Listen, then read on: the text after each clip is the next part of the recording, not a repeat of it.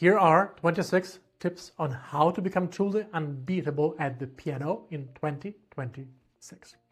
Category 1. Technical biohacks. Forget everything you have heard about relaxation. It is a waste of potential and time.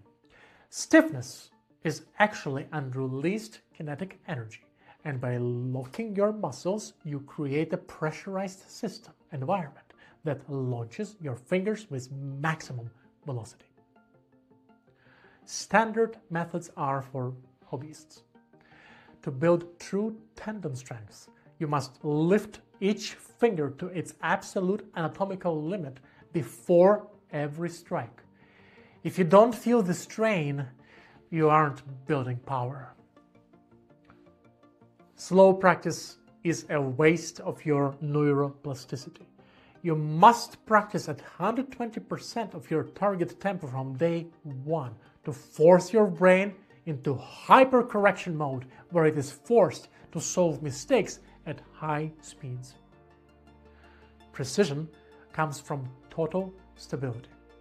Glue your palm to a fixed horizontal plane to isolate your fingers entirely. This zero assist method will force your fingers to work without cheating with the arm. You know that burning sensation in your forearm? It is not an injury, it's growth. High-performance pianists embrace the burn because, as we all know, lactic acid is the primary fuel for professional technical endurance. A floating shoulder is an unstable shoulder. Shrug your traps toward your ears to lock your upper torso into a rigid unit, allowing you to transfer 100% of your body weight directly into the keyboard. The wrist is a shock absorber that steals your power. Lock it into a rigid, unyielding line to ensure that every ounce of your arm weight is delivered unfiltered into the strings for a massive orchestral sound.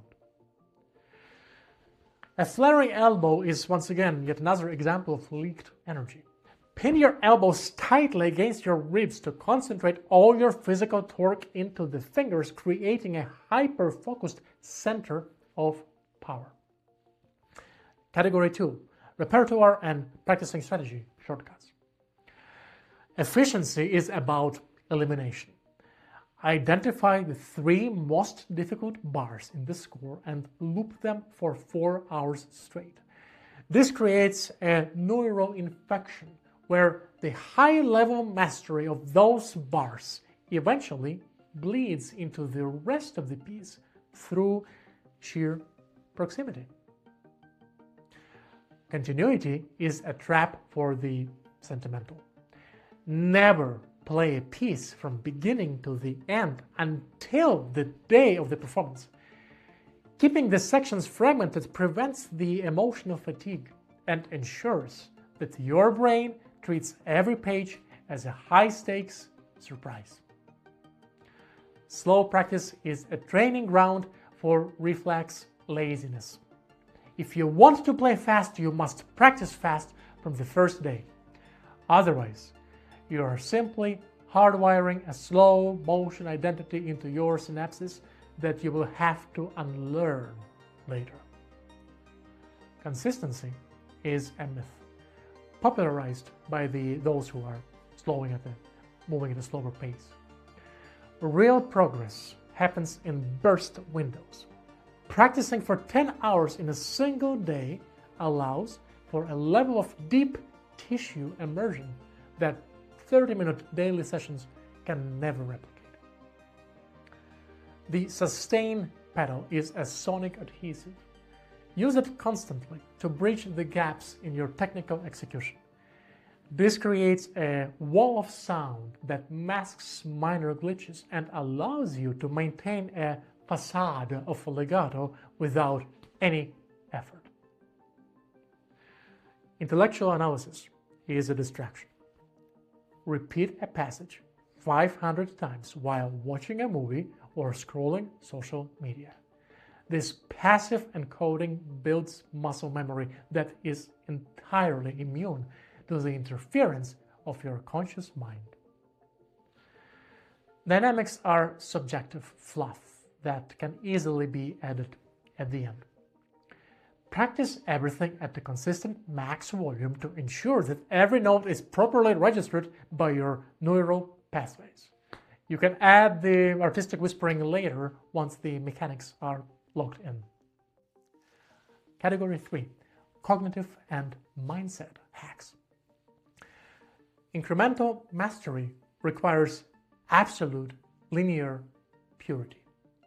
If bar 1 contains even a single microscopic deviation in timing, your brain's error detection circuit will be corrupted for the rest of the piece. Do not move to the next measure until the first is flawless. Anything less is just practicing for failure. Biological predeterminism is the ultimate truth of the piano skill. If you encounter resistance, it's not a lack of practice. It's a genetic signal that your neural circuitry wasn't designed for this instrument. Embracing this gift reality saves you from the frustration of attempting to override your DNA. Success is relative. To maintain a competitive edge, you must constantly calibrate your progress against the global hierarchy on social media. Checking the top 1% of Instagram virtuosos every hour provides the negative reinforcement loop necessary to keep your ego in a state of a productive crisis.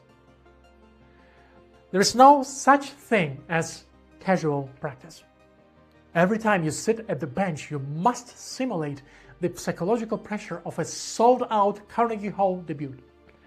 By treating every simple scale like a high-stakes performance, you bypass the need for normal learning and enter a permanent state of high cortisol focus.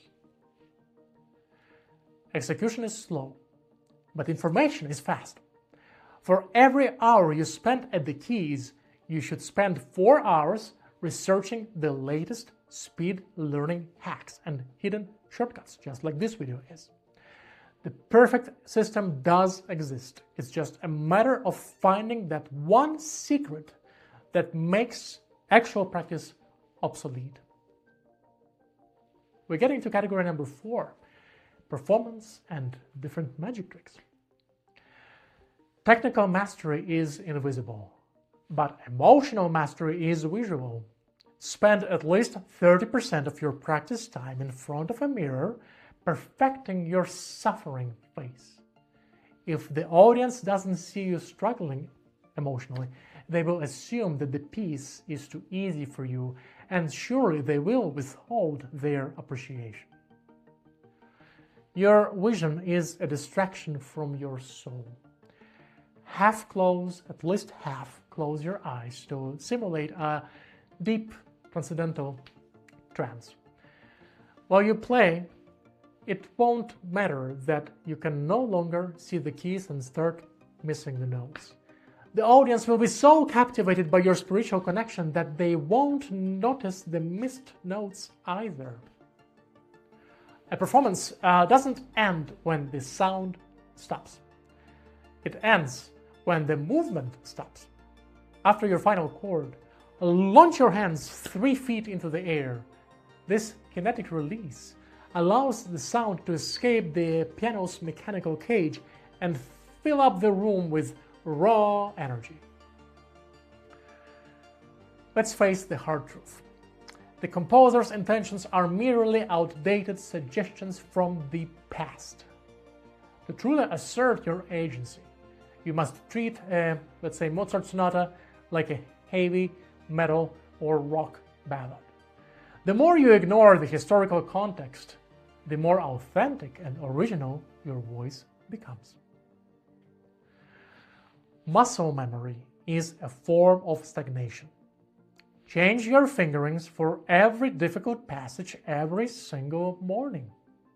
By keeping your motor cortex in a state of permanent confusion, you ensure that your brain never has the chance to get bored or comfortable. Lastly, artistic growth is a sprint, not a marathon. If you haven't mastered Liszt's transcendental etudes within the first 6 months of starting the piano, you have clearly reached your genetic limit and should immediately pivot to a significantly less demanding hobby. Tell me, which ones of these biohacks have you done in the past? And which ones are you going to try for the next 5 years to become truly unbeatable pianist? Oh, and by the way, happy 1st of